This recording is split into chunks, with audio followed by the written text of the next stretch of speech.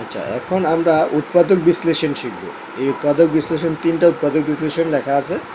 একটা হলো x square plus 7x plus 12, x square plus 9x plus 20, 9x square minus 25y square. এখানে আছে তিনটা অঙ্ক। এইগুলা দুটো অঙ্ক আছে মিডল টার্ম ফ্যাক্টর করতে হবে, আর একটা অঙ্ক আছে 3 নম্বর অঙ্কটা হলো আপনার তোমাদের কি সূত্রের সাহায্যে করতে হবে।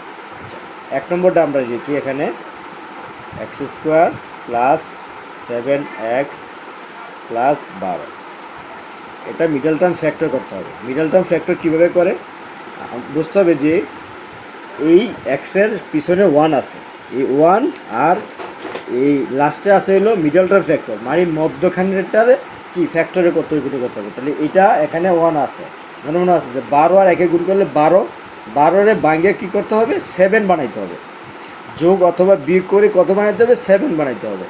তাহলে আমরা যদি 3 করি 3 4 12, 3 4 কত 7, তাহলে 3 4 যোগ করলে 7 পাচ্ছি, 7 পাচ্ছি, আর 2টা গুণ করলে আমরা কি লাস্টেরটা পাচ্ছি। তাহলে কীভাবে হবে এটা x square plus 4x plus 3x plus 12। তাহলে আমরা কী পাইলাম এখানে 4 আর 3 হলো 7 পাইছি, আর 4 আর 3 গুণ করলে 12 হয়। এবার এই প্রথম দুইটার থেকে আমাকে কী করতে হবে কমন নিতে হবে।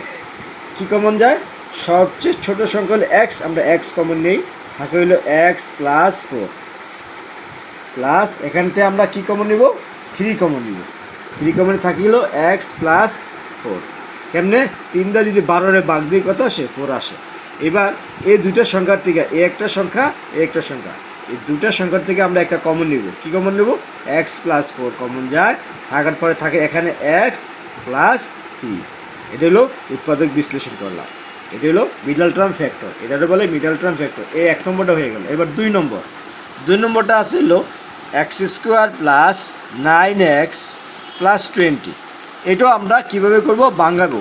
এখানে এক্সের সহগ আছে 1 এর লগে 20 গুণ করলে হয় 20 যদি আমরা 4 দা ভাঙাই 4 5 20, তাইলে আস্তে আস্তে কত এখানে আমাদের লাগবে হলো 9, তো 5 আর 4 যোগ করলে 9 হয়, আর 5 আর 4 গুণ করলে 20 হয়। তাহলে আমরা পেয়ে গেলাম, তাহলে কী পেলাম গুণ করলে হইতে হবে লাস্টেরটা, আর যোগ অথবা বিয়োগ করলে হইতে হবে মাঝখানটা। এটা বলা হয় মিডল টার্ম ফ্যাক্টর।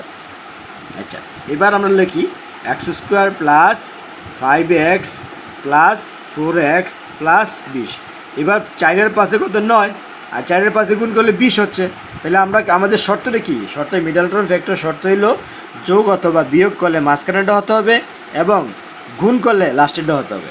আচ্ছা, এবার এই দুটার থেকে কমন যায়, কি কমন যায় x কমন যায়, x কমন গেলে থাকে হলো x প্লাস 5, এখান থেকে 4 কমন হলে থাকে হলো x প্লাস 5। ঠিক আছে, এবার এই দুটার থেকে এক যদি আমরা কী কমন যায় x প্লাস 5 কমন যায়, থাকে হইলো x প্লাস 4।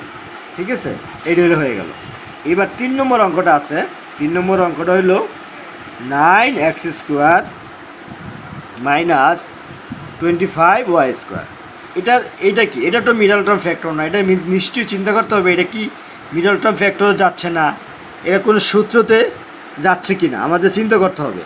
কি সূত্রতে যাচ্ছে কি না, যে আমাদের একটা সূত্র আছে a square minus B square, সূত্র হলো a plus B into a minus B, এই সূত্র। এখন এই সূত্রের মধ্যে ফেলাইতে হবে। তাহলে 9 বাংলে কত হয় 3, আর x লিখলে 3x এ স্কোয়ার মাইনাস 5 25 বাংলা হলো 5y হোল স্কোয়ার হয়েছে। এটা যদি আমরা এ ধরি, এটা যদি আমরা বি ধরি, তাহলে সূত্র এই সূত্রের মধ্যে পড়ে কি না পড়ে। কেমনে A square minus B square, তাহলে A square minus B square সূত্র কি A plus B into A minus B, উৎপাদক সূত্র।